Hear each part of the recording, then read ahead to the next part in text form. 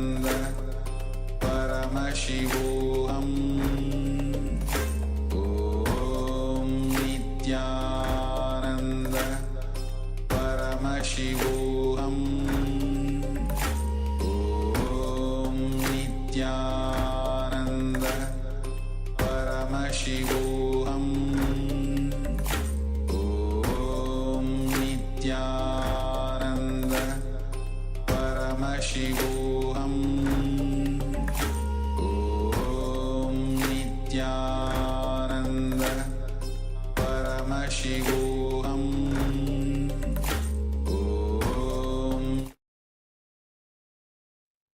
All right, so we hope that you're all able to experience this power manifestation. We'll be having a few more rounds in the next sessions.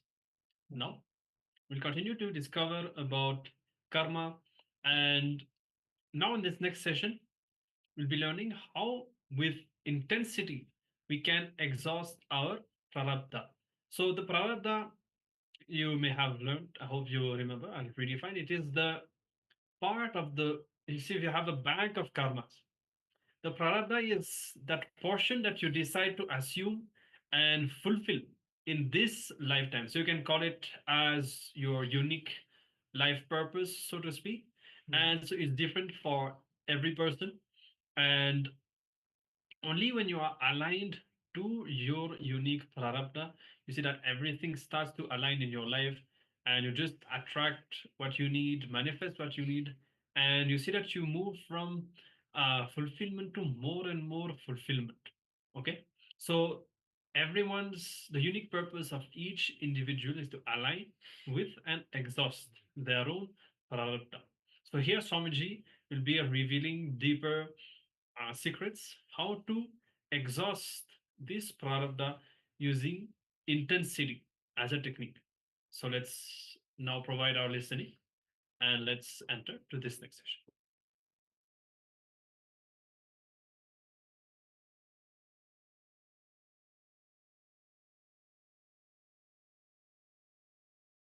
I am a sincere seeker, but I am not able to find a single guru. Please understand, if you are a seeker, beautifully Mahavira says, the God sends your master, only then puts the fire inside you. If you are feeling the fire, be very clear, already your master is here. He is already here. God never puts the fire, then sends the master. No. He sends the master and puts the fire. This guy was trying to find out a master. Somehow he was not able to. He tried for 12 years. 12 years is too much. Too much. Finally he is depressed, discouraged completely. He decides, I have decided that God is going to be the only source of inspiration, and I will accept the first person who comes in this road as my guru and do what he says. He is very strong in his decision. He sits in the forest road, he sits in one road and he decides, first person who comes in this way will be my guru. His instruction I will follow. And unfortunately, one thief was running through that road after stealing. He just now robbed the palace and he is running through that road trying to escape. This fellow fell at his feet and caught hold of his feet. Caught hold of the thief and he said, oh my master, bless me, give me liberation, enlighten me. And the thief is saying, Arey, I am a thief, leave me. Don't you see, just now I robbed. And police is chasing me, leave me.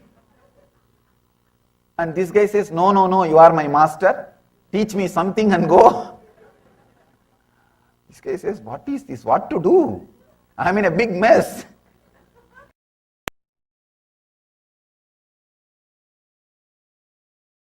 See, you say, I am your guru. This guy says, yes, you are my master. All right, then do what I say. Just sit and close your eyes. This fellow sits and closes his eyes. And the thief says, till I say open your eyes, don't open. And this fellow does, and the thief escapes. That's all. This fellow goes on sitting. His intensity is such. He just sits. He says, I have chosen somebody as master.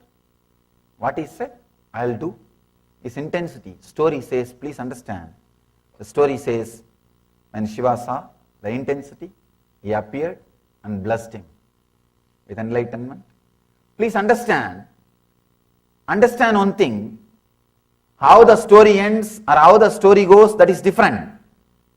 But I can say, intensity is independently intelligent. I can vouch for this story. Intelligence means which can guide you and lead you to ultimate. Intensity itself is independently intelligent to lead you to ultimate in spite of any techniques you practice, not because of any techniques you practice. In spite of any techniques you practice or don't practice. I am just liberating you from all different techniques. I am liberating you from all confusions related to techniques. It may be a little strong, but I tell you, this is the essence of all spiritual teachings. There's one more story, the power of intensity. This is not just a story, it is a history. It has happened. Very beautiful story. One guy was born and brought up in a so-called low caste. In India, those days they created community system for different purpose and it became a different purpose. See, any civilization will have some degradation. Anyhow. But the system itself was not created with any bad intention. But in course of time, any system in wrong hands, even if it is right system, when it is in wrong hands, it will be degraded. It will be disturbed. Sometimes the wrong hands take over the power and it gets disturbed. Somebody who is born and brought up in the low caste, he has become very intense seeker. And one beautiful thing with Indian tradition is, when you are a seeker and achieve enlightenment, then caste has no way standing between you and the devotees. If you see the 63 Nayanmas Murtis, the Saiva saints who are there in our temple, more than 80% are the so-called low caste. More than 80%. They are all respected and worshipped by all high caste people all over the world. So when it comes to intensity, once you prove you are intense, the caste, community, nothing stands. You are worshipped and respected. This guy, he starts his seeking and he wants to take initiation from certain teacher. He is not an enlightened master, from a certain teacher. But the teacher was little arrogant and he is bothered about the community and he says he will not initiate him. And this guy goes on thinking how to take initiation from him. The teacher lived in Varanasi. One of his friend, the disciple's friend, this guy says, see, the teacher lives in Varanasi. Early morning, he will come for the Ganga Snan, taking bath in Ganga. So usually, if he misses a step or falls, he will shout Ram Ram. So you do one thing, you go and lie down in the steps. The early morning, in the darkness, he may not be able to see you. He will put his head, he will put his leg on you. He may be a little stumbled. He may be a little disturbed. Then he will naturally shout Ram Ram. So take his feet as an initiation and take that Ram Ram word as a mantra and start practicing. This guy says, right technique, yes. I found the method. And usually if you are continuously repeating the Divine Lord's name, even if you are stumbled, you will repeat the same name. You will repeat the same word. Even if you are disturbed, you will repeat that same word only. That is what is expected.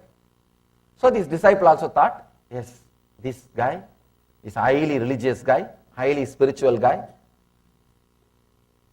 and he must be always repeating God's name. So when he puts his feet on my head and little imbalanced, little shaken, he will naturally say Ram Ram or some divine name only, whatever he is repeating. But he did not understand, this guy is not a master, he is just an ordinary Purohit who does all the rituals for little money and packs a banana and rice. Anyhow, as per the plan, this seeker, this guy, he goes and lies down in the Ganga steps. He is called Ramadas. His name was Ramadas. He lies down in the steps of Ganga. As expected, the teacher, he comes for morning Ganga Snan. He comes with all the pamper, walking with his disciples. The moment he puts the feet, he got shaken, little disturbed. Instead of saying Rama Rama, this fellow got so angry and annoyed, he shouted buffalo. Because that is what was going on constantly in his system. You will express only what is going on in your system. But this Ramdas is so sincere, intense. He decides, this word is my mantra, that's all. This word is my mantra. He takes that as an initiation, takes that word buffalo as the mantra, and constantly sits with so much of intensity. He repeats the word buffalo, buffalo, buffalo, buffalo. Please understand. I want you to understand this whole story. Whole story. He repeats the mantra. He takes that as a mantra and repeats it intensely and visualizes God in the form of a huge golden buffalo, the huge light, and he repeats, goes on repeating, and he achieves Siddhi. Means he is able to see the divine light in the form of golden buffalo, and he achieves Siddhi. That year, the temple festival is supposed to happen. He goes for the temple festival. He is standing outside the temple. They are bringing the temple deity outside. This priest is bringing, who shouted buffalo. This priest is bringing the deity outside the temple. When they are bringing the deity outside the temple, suddenly the deity is stuck in the gate, in the door frame. See, deity is only 3 feet, door frame is 6 feet. It is not physically stuck anywhere, but the deity is not coming outside. They are trying this way, that way, the priest is trying in so many ways. And this guy, Ramadas, is standing outside the temple and shouting, hey, the deity's Tan is hitting the door frame, just lower it, he will come out, just lower it. Nobody was able to understand. He is seeing the deity in the form of a buffalo, and his horns, horns are hitting the door frame. That is why the deity is not coming out. And he is saying, lower the deity, it will come out. And this priest is shouting, this fool, what are you talking? Keep quiet. You have been allowed inside temple, that is too much. Don't talk. But they tried. Practically whole day they tried, the deity is not coming out. Then this fellow is unable to withstand the whole thing. This Ramadas rushes towards the deity. He forces himself and says, see, I can see the horn hitting the door frame, and he is having the pain. He just pushes the deity down, the deity comes out. Please understand the strength of bhakti, strength of intensity, the power, the strength beyond the matter, beyond the material. And still now, every year, this happened in Annapurni temple in Varanasi. Still now, every year, when they bring the deity, they will have on the side, in a golden sheet, the buffalo's figure. They call it Ramadas Annapurni. Annapurni of the Ramadas. Still in memory of Ramadas, that great saint, they have the form of buffalo. That also will be worshipped as a Devi. See the power. And the story says, Later on he became enlightened, lived in Varanasi and left the body. Understand the power and intensity, nothing else. You don't have to bother about what technique you are following, who is your master, who is your teacher, whether he is enlightened, who gave certificate for him. Nothing is needed. All you need is this one thing, abhyasa vairagyabhyam tat nirodha. The intense, constant practice. You see the 63 Saiva saints' life, the Nayanmars, you see all their murtis in our temple. I think we have their biographies, simple biographies, in the form of books. It is available. If you find time, just go through. It's not that they have done some great tapas, meditating 8 hours per day, doing this pranayam, that Ada Yoga, this Ada Yoga, so many. They have not done all these things. If you see some of them, simple people, all they did, just plucking flower from garden, making garland and putting it on the deity. That's all. Nothing else. But intensity. Just intensity. Nothing else. Simple practice. One guy is a criminal actually. All he does, if somebody talks against Shiva or Shiva's devotees, he will cut the tongue. That's all. Of course, I am not saying you do that. Now, what I wanted to say, the intensity, just the intensity, nothing else. The abhyasa and vairagya, intense practice, everything else will fall in place. What happened in Ramakrishna's life? Just intensity, abhyasa and vairagya. Somebody asked Vivekananda. Vivekananda is a great intellectual. They asked him, do you accept idol worship? Your country goes on worshipping idols. In India, sometimes it becomes too much. The British time, when they created highways, first earlier, originally the British people have started painting all the highways in the yellow paint. The big problem, every village they started worshipping and building one temple around that stone. See, any stone with yellow turmeric powder is a deity for us.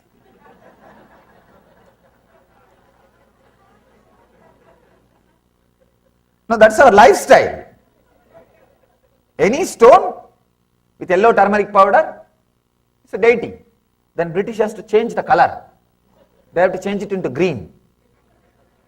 And even now, I know at least 100 temples built for milestones. Because it looks almost like Shivalinga. And we are such a wonderful people.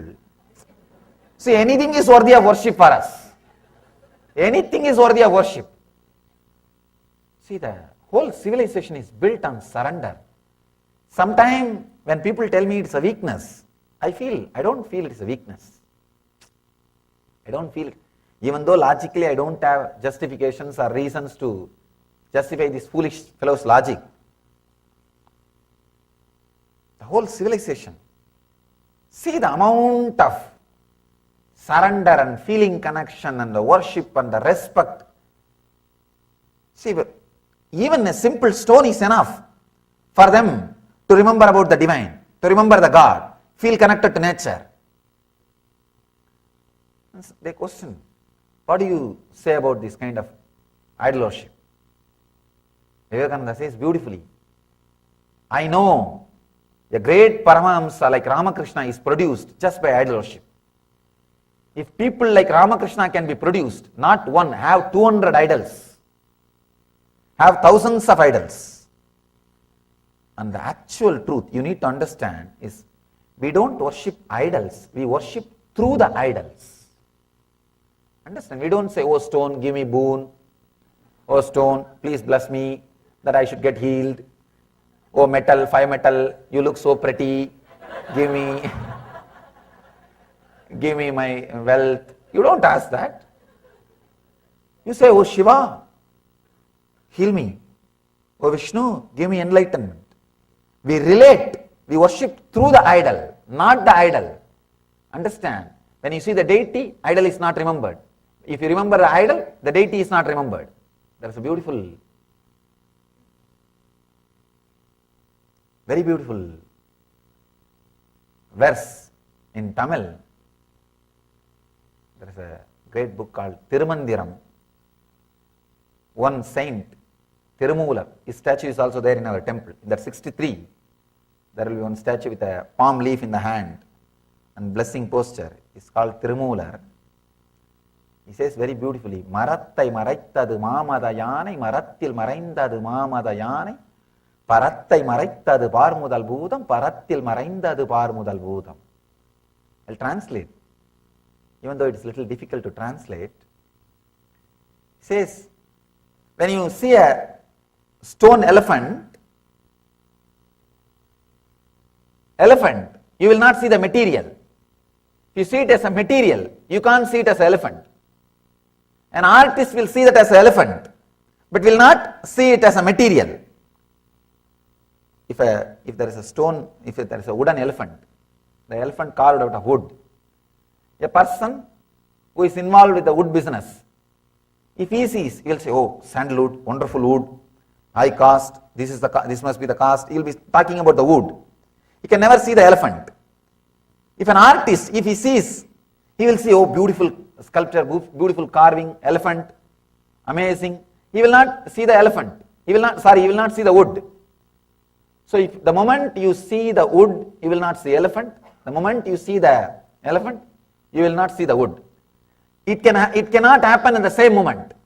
It can happen only in the next moments. Even if you see wood, elephant, wood, one moment you can see only as elephant.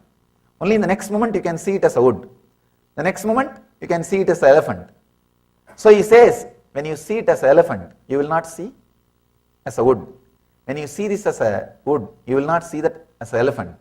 Same way, when you see this as a God, you will not see it as a world. When you see this as a world, you will not see it as a God. Marattai maraitadu maamada yanai, Marattil maraindadu maamada yanai. Parattai maraitadu parmudal bhootam, Parattil maraindadu parmudal bhootam. If you see this whole cosmos as a world, giving you fear and greed, you can't see this as a God. If you see this whole thing as a God, you can't see this as a world. There won't be any fear and greed. See, the whole thing happened in Ramakrishna's life. Just an ordinary deity, statue. He started seeing it as a God. He was never able to see it as a stone or a statue. And it might have started in a very raw level, but slowly, just because of his very intensity, the whole thing became alive and led him to ultimate enlightenment, removing all the obstacles, guiding itself. He says, when he goes and talks to the Devi, she says, just to teach you the Jivan Mukti, Nirvikalpa Samadhi, I brought him here, go and learn. Then he comes back and says, he is telling me to drop you. He is telling me to kill you, destroy you. She says, yes, do it. Please understand, anything, when you do it intensely, this is a big question. People come and ask me, if I worship a deity, if I connect with a form of a god, I will end up only in Savikalpa Samadhi. How will I achieve Nirvikalpa Samadhi? As if this fellow is going to achieve Nirvikalpa Samadhi tomorrow. There is so much of junk inside. And how many thousands of janmas it is going to take to get out of that junk? Nobody knows. And these guys brag about as if everything is dropped, only this deity is obstacle. Now that is a big problem. That's a big problem with these Vedantis or the intellectuals. In India, villages, I always tell this one example, Indian villages, they burn the dead bodies. They will use a big stick, big bamboo to burn the body. Once the whole body is burnt, they will throw that stick also in the same fire and that also will be burnt. Same way, use master's form or God's form to burn the attachment with all other forms.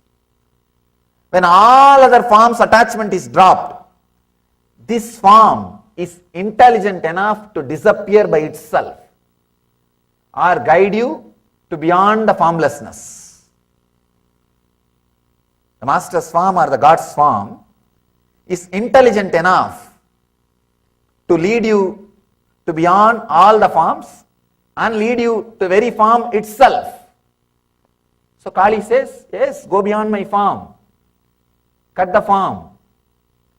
And I can say that is the moment of ultimate gratitude. Ultimate gratitude. He has liberated you from everything and liberates you from himself also. Liberates you from himself also. Then suddenly you will see his form will not be there anymore in your inner space, but you know he is there. He is there. He is there. Intensely present. Intensely present. As long as you feel connected with the form, sometime you will see he is present, sometime you will see he is absent. And you will struggle to feel connected, maintain that feeling connection continuously.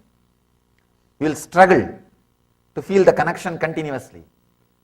When you are able to feel connected to him beyond his form, you are liberated even from that form. You will see suddenly his presence is there intensely, continuously, and guiding you, radiating. Actually, the form and formlessness, this whole trouble can be solved with this one sutra.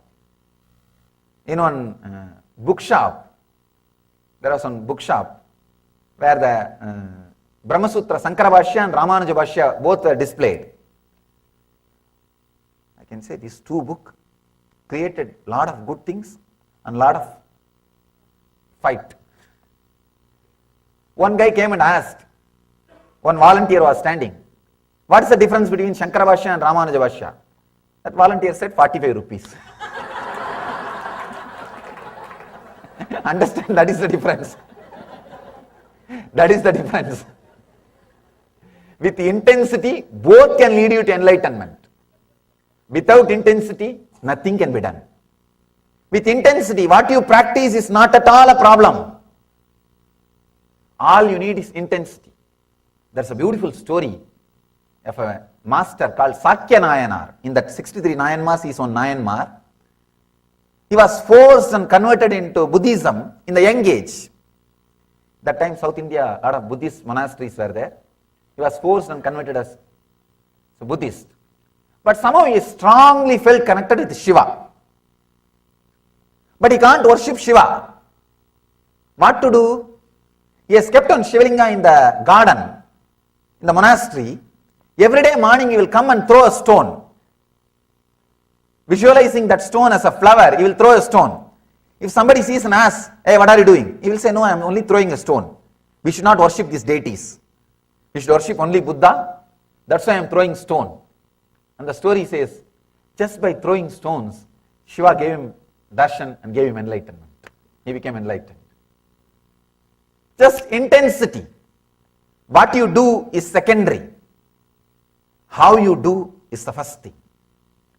Intensity and constant practicing. I tell you, with intensity and constant practicing, you will be guided to the right master, right teaching, right technique, and right enlightenment experience. That's what has happened to Ramakrishna. He was sitting in one place, playing with the deity, and she took care. She saw that enlightened master comes to this place and teaches him and leads him to enlightenment. And Totaburi says, after Ramakrishna became enlightened, I can never imagine, because Totaburi himself was a great intellectual Pandit. He says, I can never imagine somebody was worshipping the deities and I am pulled without my knowledge and share this enlightenment, and he became enlightened.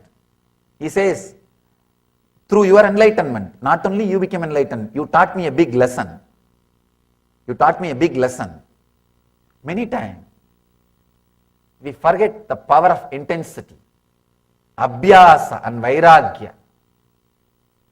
I can say, Whatever may be the obstacle you are facing in your spiritual life, spiritual journey, all you need is this one truth, abhyasa vairagya, intense, constant practice. That's all. If you see the great saints' lives, it's not that they have done something big. No. What you do is not the great thing. How you do. The intensity. Understand? When I asked my teacher about this one question, see, actually, he will make me do all kinds of things. He will ask me to climb the temple pillar, the temple where he was teaching me yoga. He will ask me to climb the pillar by holding the one hand. I'll go up and down, up and down, up and down. When I was very young. When I started studying these books, suddenly I discovered there is no sutra which says climbing the pillar is yoga. And he will torture me, asking me to climb the pillar up and down, up and down. And of course, that helped me in one way. Whenever I don't want to go to school, I'll climb the tree and sit on the tree. See, in the villages, the big problem in Indian villages is very small place. They will send a watchman to every house and bring the kids. You can't escape. So, but this watchman is a very old guy. He can't climb the tree. I'll climb and sit on the tree. He'll never be able to take me to school. And this guy will, my teacher will make me climb that pillar, up and down, up and down. And I read the book, it doesn't say it's yoga.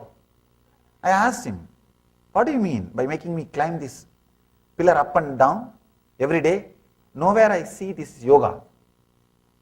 He made me understand. He gave me an important click. I can say it's a very strong click. He says, with a strong intensity, any movement done brings health. Understand? I can say, this is the basic sutra. A strong click with a strong intensity, any movement done is yoga. I can say, this is the basis of our Nitya Yoga. Whatever yoga I am teaching, this is the basic sutra of the Nitya Yoga. It is not adding more movements to your life. It is adding life to your movements. Intensity. With intensity, any movement done is yoga. Without intensity, even if you do so-called yogas, asanas, it will be more or less an exercise. It may create an effect of an exercise. With intensity, any movement done leads you to yoga. He says beautifully, with intensity and intention, any movement you do, it becomes part of your bio-memory. It becomes part of your prarabdha. Prarabdha is the energy which creates your body every day out of Hiranyagarbha. Please understand. Hiranyagarbha is a space where you rest every night. Every night you fall asleep into Hiranyagarbha, means the darkness which you experience in the deep sleep. The darkness which you experience in the deep sleep is the Hiranyagarbha space, the Garbha, womb of the cosmos. That's where you rest every day. When you come out, he has described very beautifully this one secret. He says, every day morning, with what kind of thought you come out of your Hiranyagarbha. You see, Hiranyagarbha is a place, almost all memories are available. If you want to become a football champion, whatever is needed, health, intelligence, will be available. If you want to become a cricket player, all the things are available. If you want to play golf and become a champion, everything is available. If you want to become a rich man, all those memories are available. Hiranyagarbha is a place, the cosmic archives. Actually all memories, all intelligence, everything is available in the cosmic archive, in the Hiranyagarbha. When you take your body, which thought inspires you to take your body, that kind of engraved memories, karma, you bring out of Hiranyagarbha. If you think, I should get up, I should get up to go for my job, then you bring what you need to do for that job. That kind of memories, you bring it out and you come out.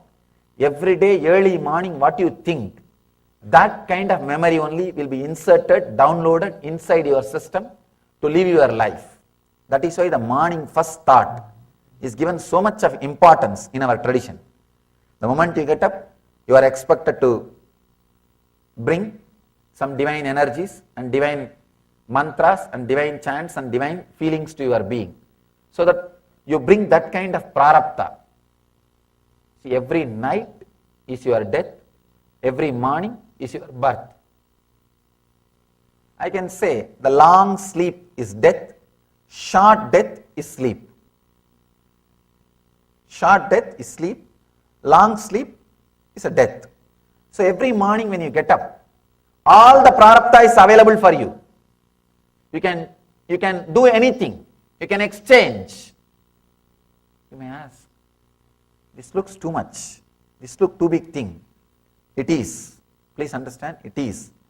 Because of your continuous habit, you bring the same set of samskara. If you decide to change from today, you can change.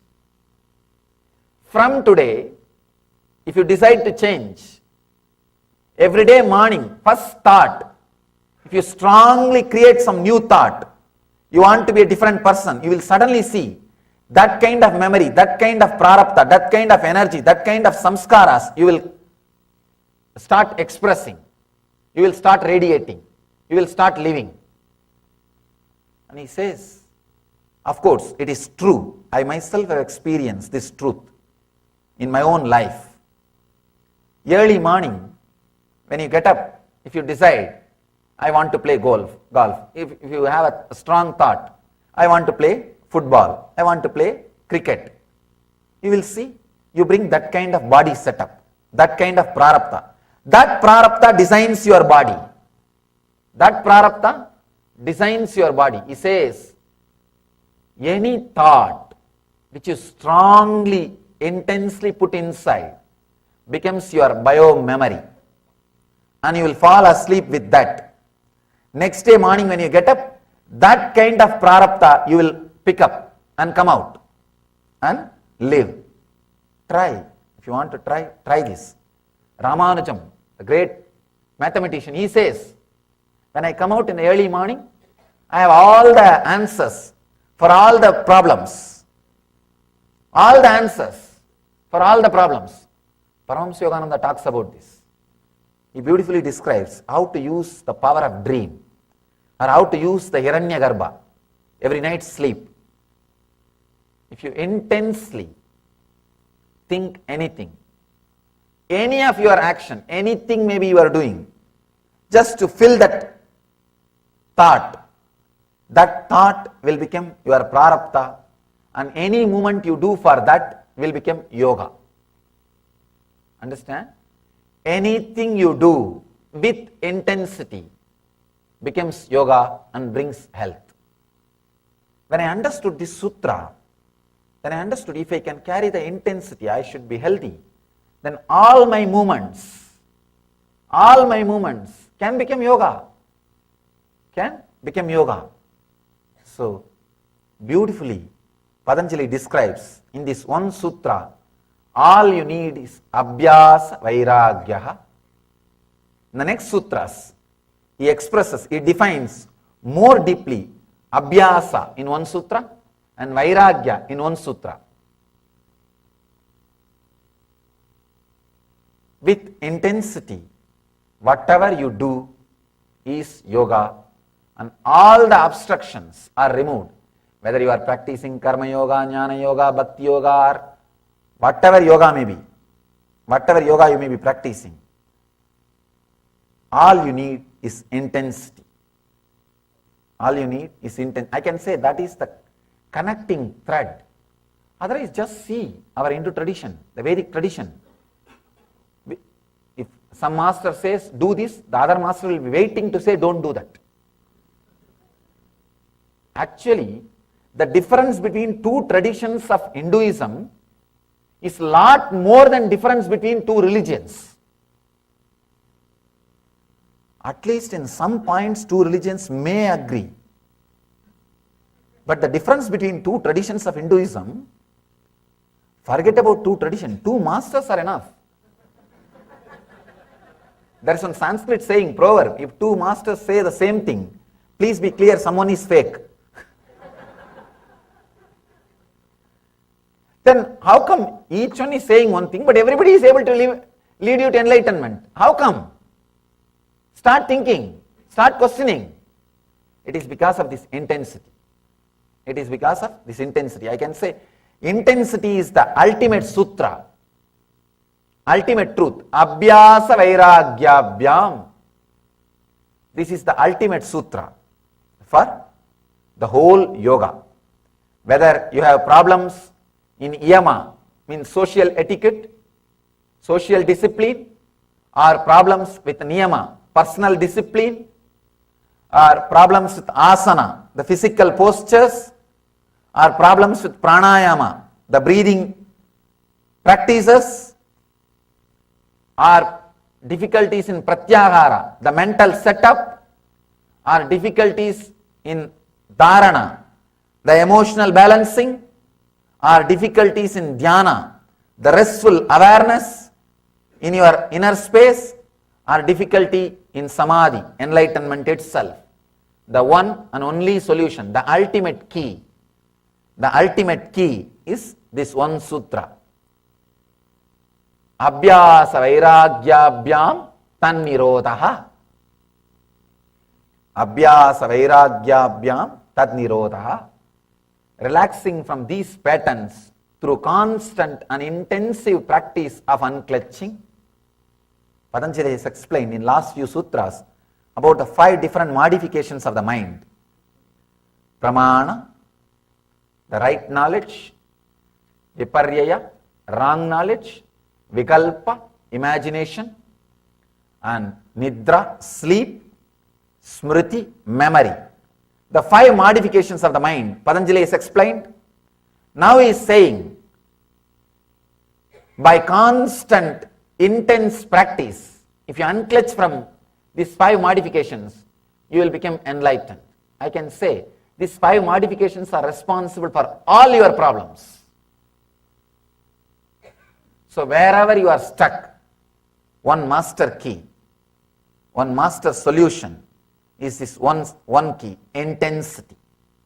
I can say intensity by itself, independently intelligent to lead you to ultimate enlightenment without any technique, without any support, without anything from the outer world. It is self-sufficient tool for the ultimate experience, Kevala Jnana, Kaivalya Jnana, living enlightenment. So, understand this one truth, internalize this one truth, try to experiment with this truth. Maybe early morning when you get up, be intense about some one idea. Try for 10 days. Just be intense about only that idea. Suddenly you will see the things related to that idea starts happening in your life. The things related to that idea, ideas related to that one truth will start coming towards your life. People related to that idea will start coming towards your life. Situations related to that idea will start coming towards your life. You will start attracting all the things to live that idea in your life. Material, situation, body strength, body structure, even your body structure will change according to that idea, as per that idea. Experiment with this truth. You will see power of intensity. You will see power of intensity. Any one idea, pick up and intensely internalize that idea by constant remembering. When you fall asleep, be filled with that idea and fall asleep. When you wake up early morning, be filled with that idea and wake up. You will see in 10 days your mind gets tuned to that idea, Your thinking gets tuned to that idea. You attract that kind of situations, people, everything around you. You can see in your life. Only if you are hungry, McDonald's, you will see the McDonald's tower. No, really. Only if you start seeking, suddenly you will see your house is filled with yoga journals, yoga videos. You go through this kind of websites, all these things starts happening. It feels like a new world has opened.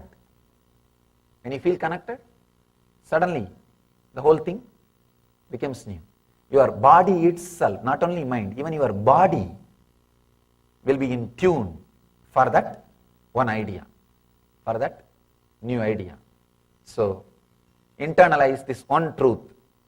Abhyasa vairagyabhyam tat nirodha. Relaxing from these patterns through constant and intensive practice of unclutching.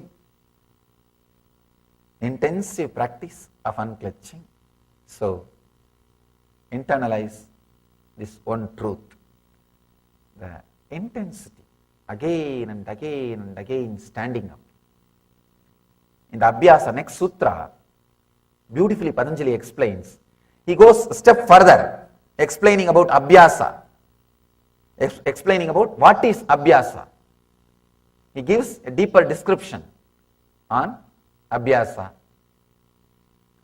Just this one idea we will internalize today.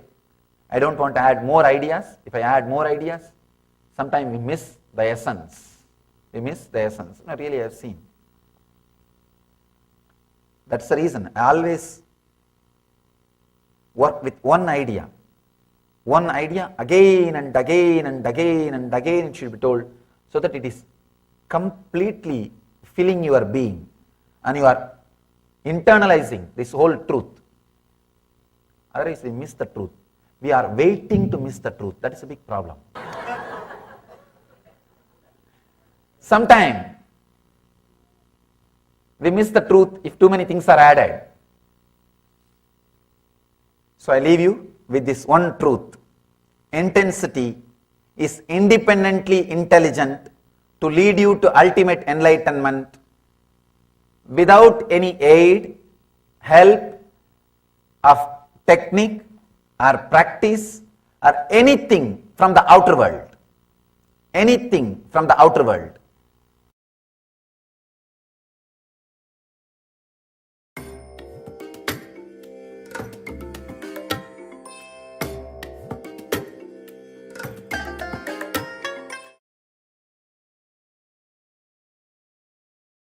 Yes.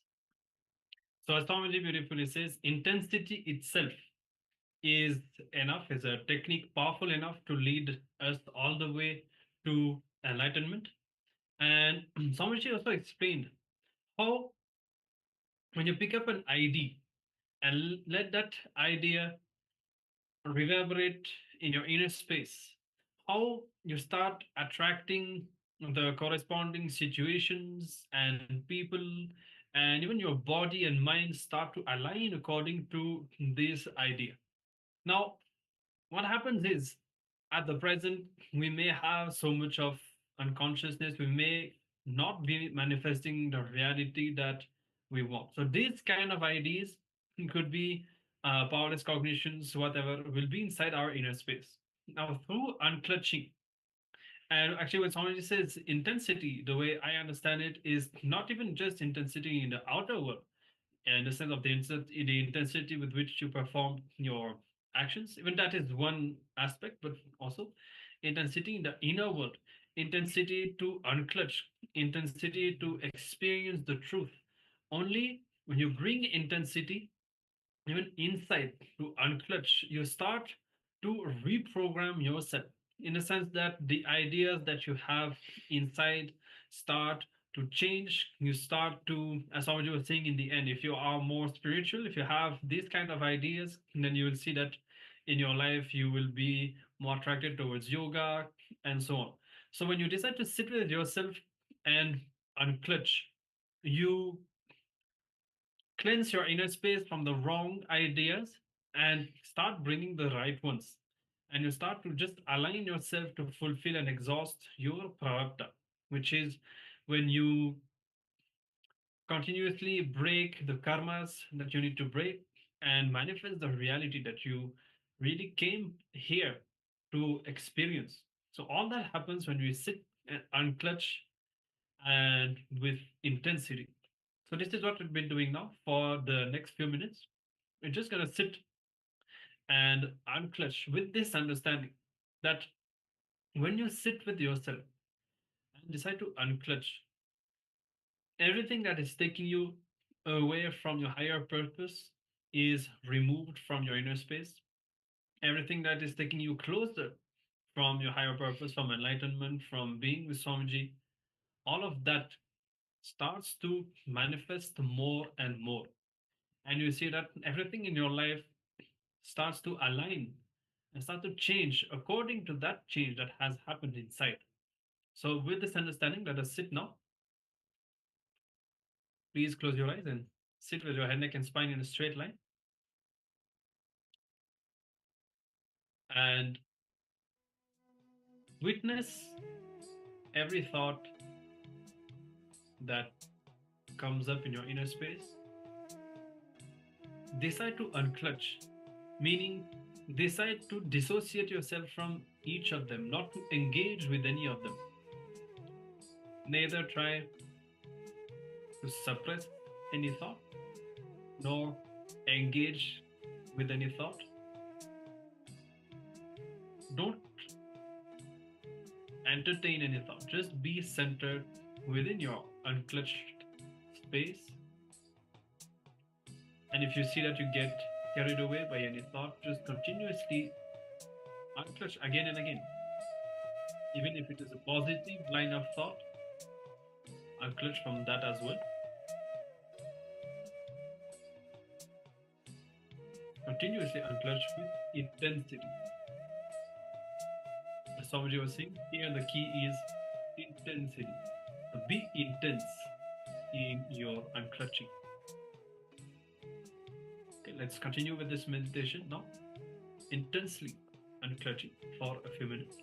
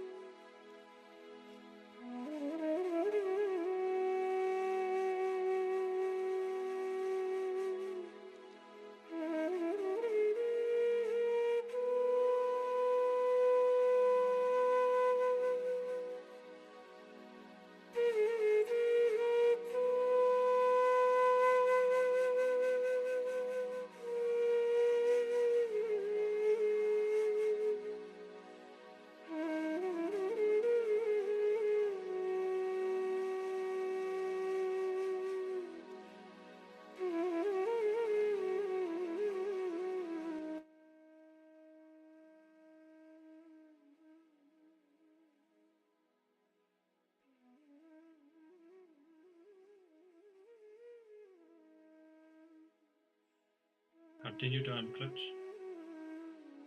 deeply and intensely,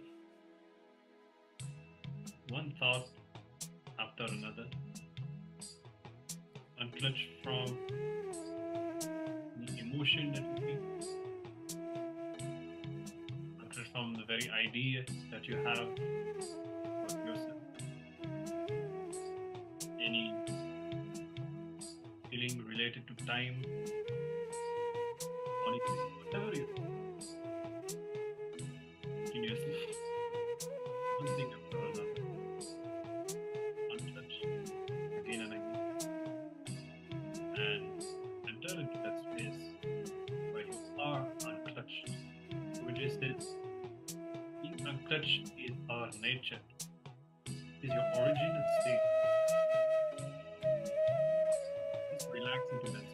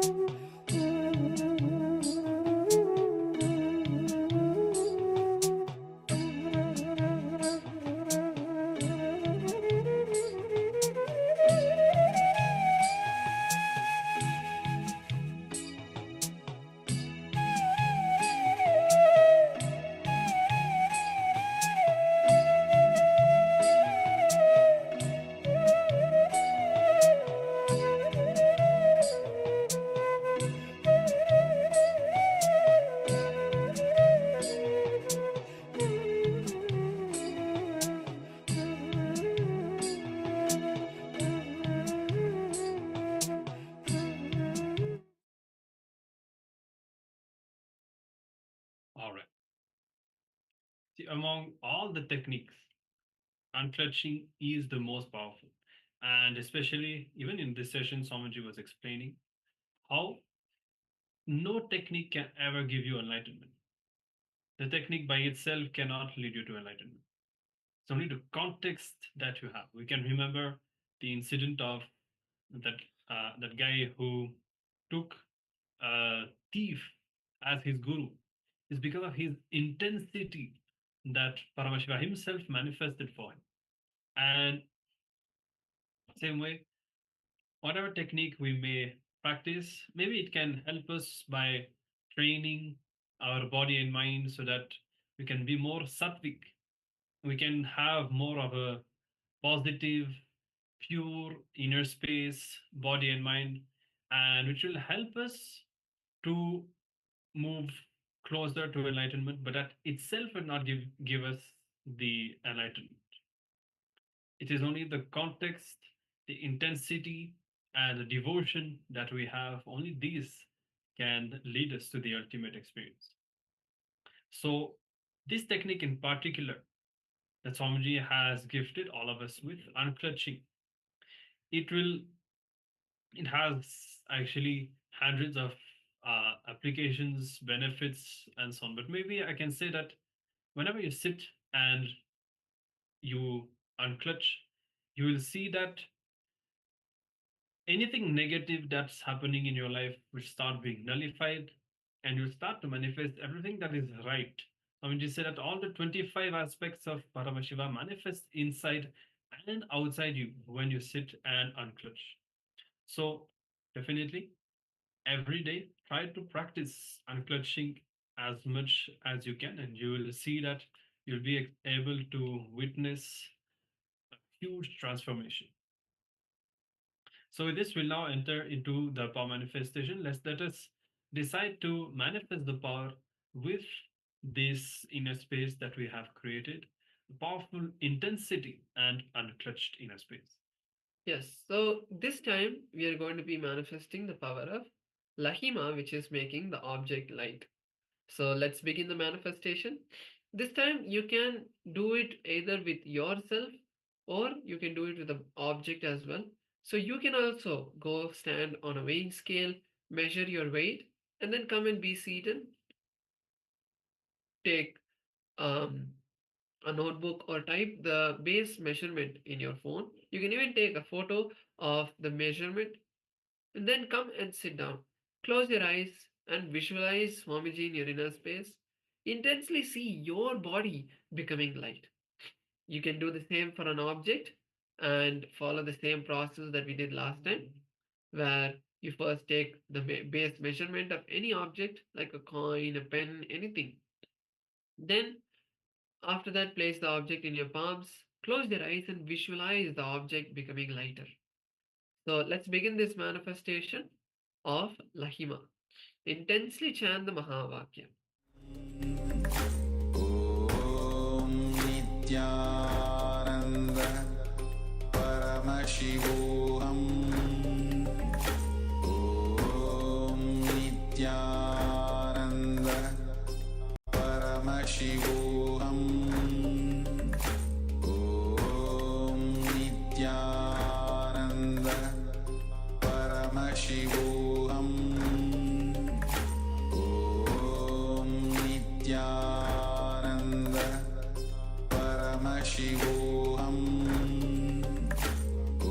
Om Nityananda Paramashivoham. Om Nityananda Paramashivoham. Om Nityananda Paramashivoham. Om Nityananda Paramashivoham. Om Nityananda Paramashivoham. Om Nityananda Paramashivoham. Om Nityananda Paramashivoham. Om Nityananda